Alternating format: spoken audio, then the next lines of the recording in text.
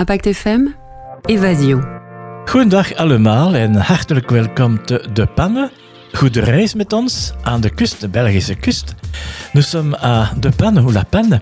On peut dire que La Panne, eh bien, c'est un peu la perle verte de notre côte belge qui offre 4 réserves naturelles, des étendues de dunes à perte de vue, soit un tiers de la superficie des dunes de toute la côte, et la plage la plus large du littoral belge au sable fin. Ça représente quand même 450 mètres. Le Westhoek, créé en 1957, est la réserve naturelle la plus ancienne de Flandre. Avec ses 340 hectares, elle constitue le plus grand massif dunaire ininterrompu de notre littoral. Le Westhoek possède une grande diversité botanique avec plus de 400 espèces de plantes. Une espèce sur 5 est très rare. Vous avez des sentiers balisés de 11 km au total qui permettent aux visiteurs de découvrir la grande diversité paysagère du site. Alors le nom Panne, de Panne, La Panne, le nom Panne signifie une grande dépression humide, alternant avec quelques crêtes de dunes de faible hauteur. Notons aussi un autre terme comme slufter ou goulet de marée. Un cordon étroit de dunes semi-stabilisées forme une protection naturelle contre la mer et les parties mobiles de cette zone de dunes sont pratiquement dénudées ou couvertes d'oya. La réserve est également riche en animaux. Je conseille, si vous êtes à La Panne, bien de faire le circuit Villa sur Dune, qui débute à la Villa Le Chalutier, l'ancienne maison de vacances de Louis van den Eynde, peintre bruxellois qui découvrit La Panne peu après la Première Guerre mondiale.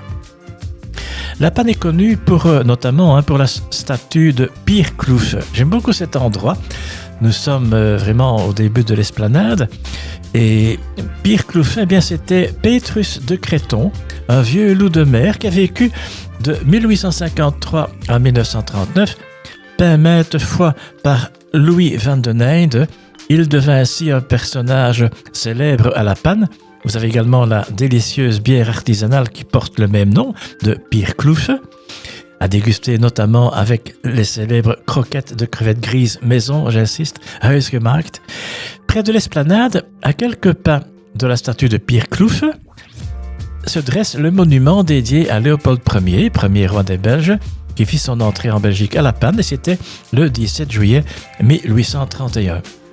Et toujours dans cette belle zone de La Panne, de l'esplanade, eh bien vous avez le restaurant justement Pier Kloof.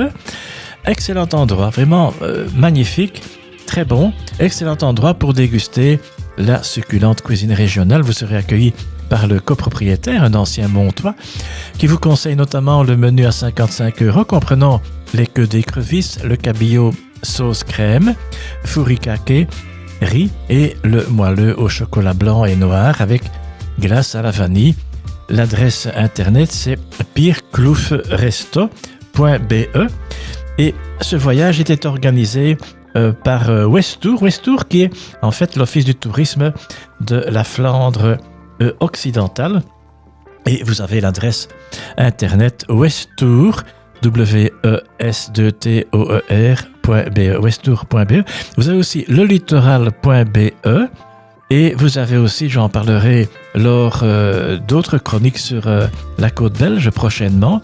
Vous avez aussi Triennale Beaufort, en un mot, triennalbeaufort.be, avec toute une série de sculptures sur la côte. C'est magnifique.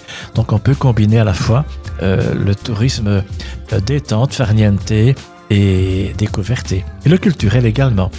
À bientôt, merci en goede reis naar De Panne, Kokzijde, Oost-Duinkerke en Sint-Eusbald. À bientôt, tot straks, dank u, merci.